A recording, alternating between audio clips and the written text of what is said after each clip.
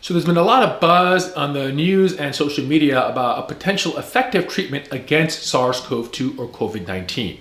And that is the combination of hydroxychloroquine and azithromycin. And this came out of a study out of France, a small study. And since the publication, it was tweeted out by President Trump.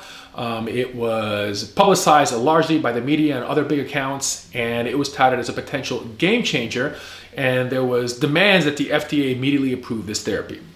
However, the scientific community was sort of like, let's pump the brakes on this and let's take a closer look at this before we make these sweeping recommendations.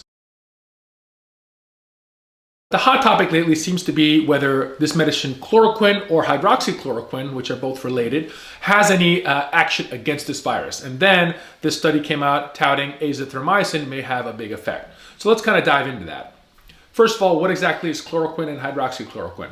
Chloroquine is an old malaria drug, which we sort of use these days for malaria prophylaxis rather than treatment. And hydroxychloroquine is a very similar agent that is also used in the malaria world, but also for diseases such as lupus and other autoimmune diseases, and it's manufactured in the brand name of Plaquenil. Now, there have been some in vitro studies out of China and other labs that showed that chloroquine and hydroxychloroquine do seem to have some activity against the SARS-CoV-2 virus, again, in the laboratory setting.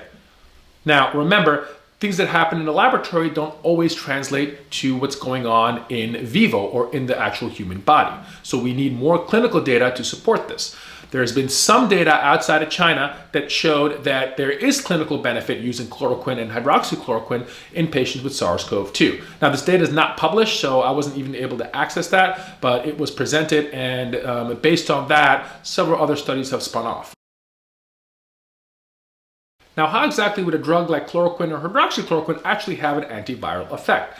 Now, there's no direct effect on the virus. The way it works is when a virus takes over a host cell and it travels within the host cell to do its replication, it needs to have a very low pH. It likes to have acidic conditions.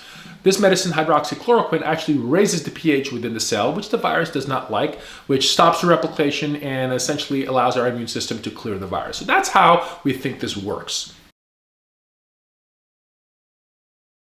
So let's take a look at the study out of France that's getting all this buzz. So what the study did was it took 36 patients, they divided them into 3 different groups, all right? Some of them got hydroxychloroquine, some of them got hydroxychloroquine and azithromycin, and the third group was a control group, okay? And they compared these groups and they did nasopharyngeal swabs on them almost every day to try to see which group would clear the virus faster. So again, so we're relying on clearance of the virus based on nasal swabs, okay? So let's have a look at the results. This is the figure showing the primary outcomes. On the y-axis is the percentage of patients that are PCR positive for the virus, and on the x-axis is the day. The black represents the 16 patients who were controls who did not get the drug. The blue is the 14 patients who got hydroxychloroquine, and the red is the 6 patients who got the hydroxychloroquine plus azithromycin. Well, you can see there's a clear difference in the number of patients who had positive virus between the control group and the hydroxychloroquine group, and even more dramatic of an effect in the 6 patients who got hydroxychloroquine and azithromycin. So again, looks pretty and looks encouraging, right?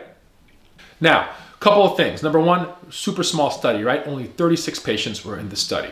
Secondly, this is not randomized. So they took a cohort of patients who they gave the drugs to, and they compared it to a separate cohort of patients who did not get the drug, all right? So again, this reduces the sort of scientific robustness of the results.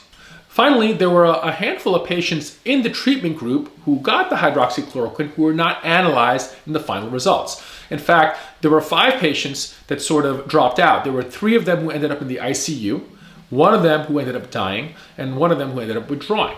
So that is a concern to me that we did not actually analyze the really sick patients in that group. Finally, the number of patients who actually got the combination of hydroxychloroquine and azithromycin was only 6. So only 6 patients actually got that combination. So again, to summarize, we're sort of making these claims that there's going to be this big clinical benefit of hydroxychloroquine and azithromycin based on a small non-randomized study that looked at viral clearance and not clinical outcomes, and 5 of the patients who ended up dropping out, and only 6 patients who actually got both hydroxychloroquine and azithromycin. So again, before we make these sweeping claims that this is a game changer, we have to be cautious, remain optimistic that there is some merit that this is proving proof of concept that the drug may work, but we definitely need more trials to prove this. Now, luckily, there are more trials going on right now, okay, across the nation and the world to examine the efficacy of hydroxychloroquine and other promising drugs, such as one drug, remdesivir, which is from Gilead, and this was developed to treat the Ebola virus. So there's a lot of hope that this is going to pan out to be efficacious. But until we get a little bit more data, I think we have to really temper our expectations and stay objective, and let's not forget about the science. Now what's happening is, because of all this buzz based on this small trial, pharmacies have been cleaned out across the nation of hydroxychloroquine, right? And patients who actually need that drug for FDA-approved reasons, such as lupus, are not able to get it. So we got to be careful here, and let's not jump the gun.